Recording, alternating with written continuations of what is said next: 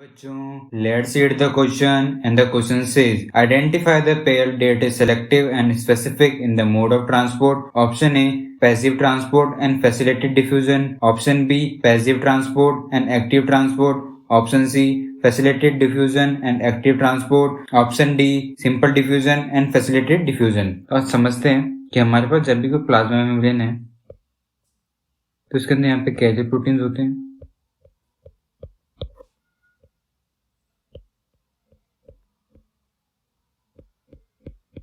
ये कैसे प्रोटीन क्या करते हैं, जैसे कि हमारे पास तीन मॉलिक्यूल से तीन टाइप के मॉलिक्यूल हैं, ये तीन टाइप के मॉलिक्यूल हमारे पास प्रेजेंट है। तो ये कैसे प्रोटीन क्या करते हैं, अपने अक्रॉस जो मूवमेंट होगा वो सिर्फ एक ही टाइप के मॉलिक्यूल का अलाउ करेंगे। लेट अज्यूम कि इन तीनों में से सिर्फ रेड वाले को ये सेल अलाउ कर रही है अपने से जाने से, तो ये जो नेचर हो गया सेल मेम्ब्रेन का हो गया इसका selective nature.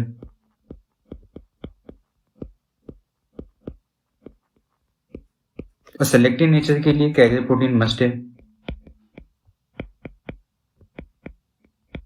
And carrier protein जो होते हैं वो किस मोड ऑफ ट्रांसपोर्ट के अंदर प्रेजेंट होते हैं, facilitated diffusion and active transport के अंदर। सिंपल डिफ्यूजन,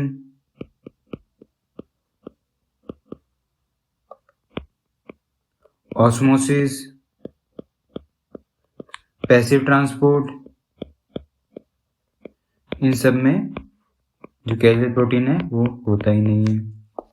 तो हमने देखा कि ये सिलेक्टिव नेचर जो है ये सिर्फ फैसिलिटेटेड डिफ्यूजन और एक्टिव ट्रांसपोर्ट के अंदर शो होगा। तो आगे हम देखते हैं जैसे एक्टिव ट्रांसपोर्ट जो होता है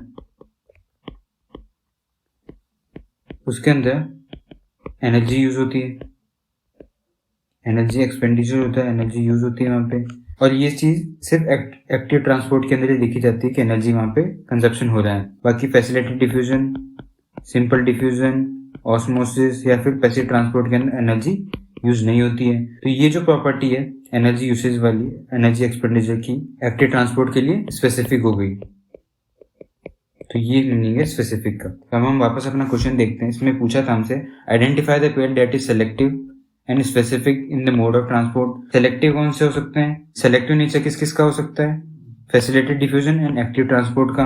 और स्पेसिफिक हमने देखा एक्टिव ट्रांसपोर्ट का होता है सिर्फ। यहाँ पे हमें ऑप्शन के अंदर फैसिलिटेटेड डिफ्यूजन और एक्टिव ट्रांसपोर्ट का पेयर देखना है। ऑप्शन ए को देखते हैं तो इसके अंदर पैसिव ट्रांसपोर्ट और फैसिलिटेटेड डिफ्यूजन है, ऑप्शन गलत है हमारा।